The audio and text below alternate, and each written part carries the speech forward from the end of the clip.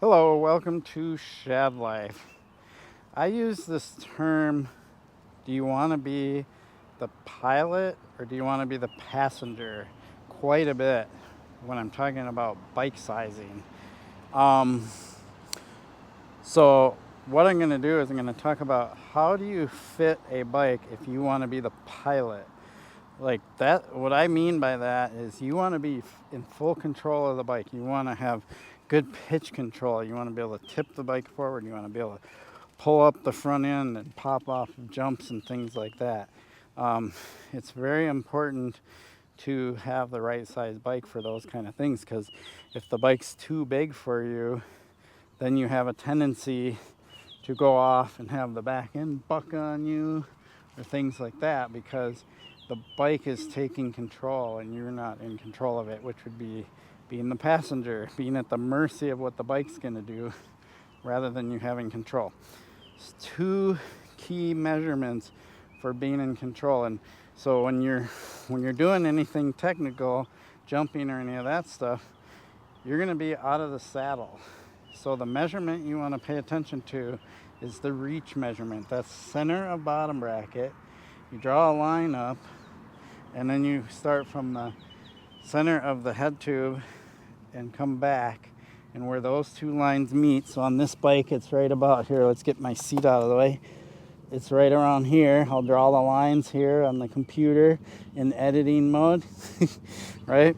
So that is your reach number. For this bike, it's probably right around just short of the tip of my saddle, right? That is going to determine how much control you have over the bike. The other measurement you want to be aware of is rider area distance. So that is the measurement from the center of your bottom bracket and diagonal to where your hands meet the grip centered on the bike. So in order to do the measurement, if you do it, you tape a string between your grips where you hold your hands, and then measure center and bottom bracket to that string. So it's right about here, just hovering over my stem, you know. And then you compare that number to standing relaxed, bringing your hand down, and you draw a line from center of your fist. Sometimes you can just put a pencil or something in there, from center of your fist to the ground. And so whatever that measurement is, you compare it to this measurement, and if this measurement is longer than this measurement to the ground, you are rad plus, which means you're going to have less control over the bike. It takes more effort to pull up the front end, more effort to do row, anti-row, pitch control, all of that stuff. If this length here is longer than that length there, then you have more control over the bike. And if it's the same, you're in rad neutral. Rad, again, rider area distance. So you want to be rad neutral or rad minus slightly. You don't want to be way rad minus, or the bike just gets to be too small and cramped, right? So figure that number out, and then you can measure from bike shops, and you can kind of eyeball this if you want, or bring a string with you to a bike shop or whatever if you're measuring it. But you want to know this number from your fist to the ground first. So if you want to be the pilot and be in control of your bike, you really want to pay attention to that reach number and that rad number. So super important. Somebody's yelling at me and I don't know who it is, but they obviously recognize me. So there you have it. I want to take this out on the trail and show you why it's important that you have that agility or that ability to control the pitch of the bike. So let's go hit the trail, and I'll talk a little more about why these things are important. Okay, so here is a downhill rock armor, rock garden, whatever you want to call it. But it's pretty steep. It's hard to see how steep it is in the video. But you want to have short enough reach to where you can actually push the bike forward and pitch it forward to ride down steeper sections like this. So yeah, I'll go ahead and ride it and I'll show you what I'm talking about. If your reach is too long, then your body isn't going to be able to be positioned back far enough, you know, with your arms length straight, and you're basically just going to be at the mercy of the bike coming down these rocks.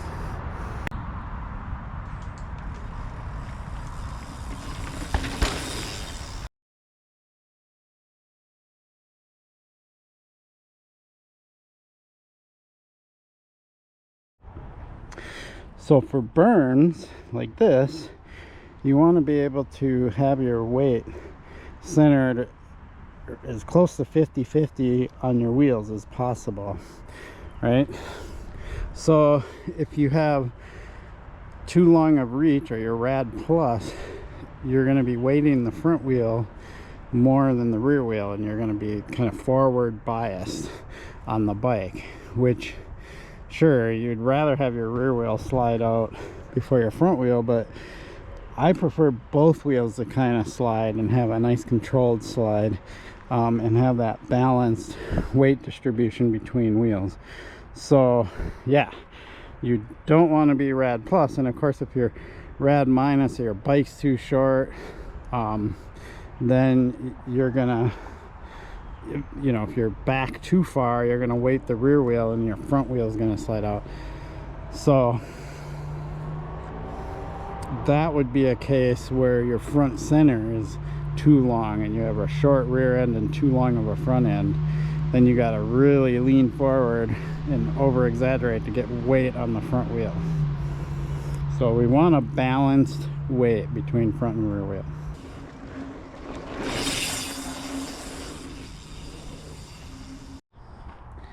And jumping. I know you all couldn't wait till I got to the jumping part of this video. Jumping is probably the most important reason why you want to have the correct size bike and why you want to be rad or rad minus. Because if you're rad plus, that dude was sending it. If you're rad plus, you can certainly jump being rad plus, but like Lee McCormick says, and he says it really well, is the more rad plus that you are, the more strength training and the more muscle development you need to be able to overcome having the bike be too long. So if that's your thing, by all means, have at it. But if you want it to not be so much effort to pull up the front end so you can pop off this lip, you want a bike that's either rad neutral or rad minus, and that'll allow you to do the row, just pushing down with your feet, pulling back with your arms, and then once your back wheel comes off, the anti-row to pitch down and hit the landing. Both of those movements, the row and the anti-row, require you to pull with your arms and push with your arms. And so if you're reaching way out there, it's harder to pull with your arms and control the pitch of the bike. So let's hit this jump.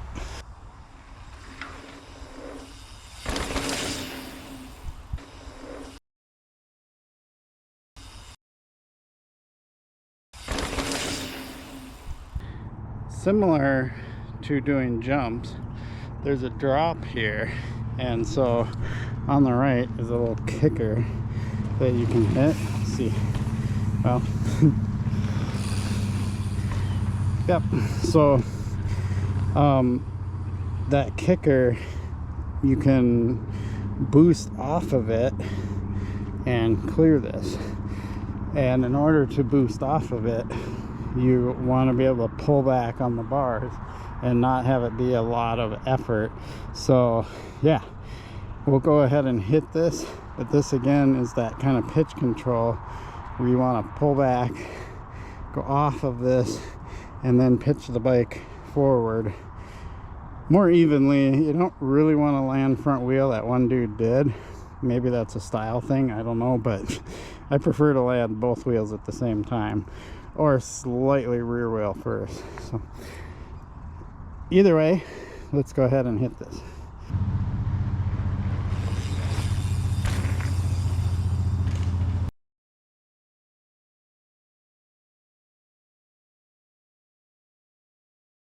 And then we have stuff like this, which is what I recently just did a video on how to ride steep sections like this.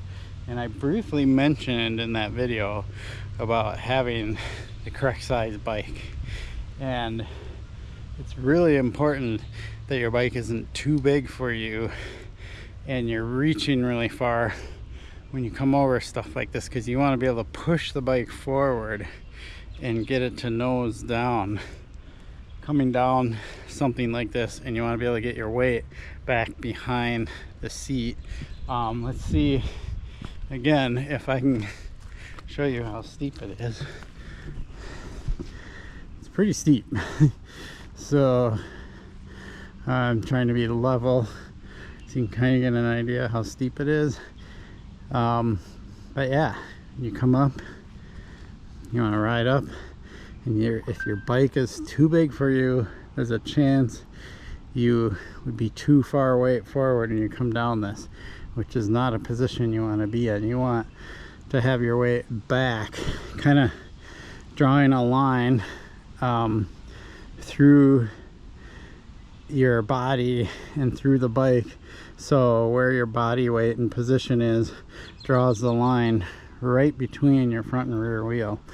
That's kind of your ideal balance point, so you've got both wheels weighted equally and you can keep the back wheel down. And then when you come down here and hit this, so this gives you kind of a G out factor, and G outs, if your weight's too far forward, is going to push you into the stem. So you want to, again, not have too long of a bike, right? So yeah, let's go ahead and hit this. Pedal flat, finger off the front brake, just push the bike forward. I'll even record it, so if you do a spectacular crash, we can have some, it can go viral.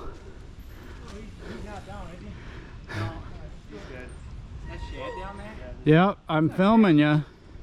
You better make it look good. Alright, let's do it. How you been, Chad? Good.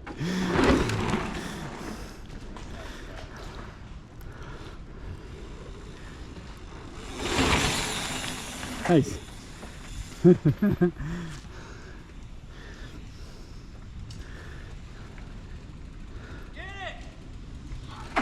Yeah. All right. Little G out at the bottom, but now that you've done it, you'll get it. So a little plug for this jersey. This company, they're called Dirt Candy. They make some really cool designs. I love this jersey, super lightweight. So I'll put a link in the description for their website. They make short sleeves, they make long sleeves, they make socks, they make hats, at least that's what I saw.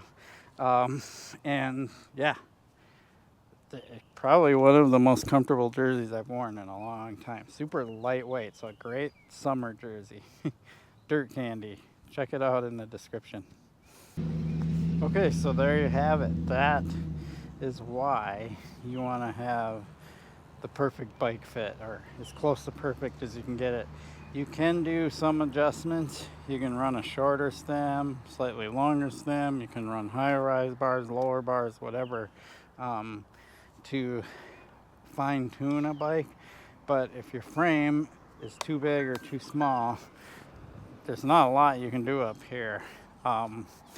So I went from a 420 reach, so I'm 5'7", right, 30-inch inseam, and I went from a 420 to a 435.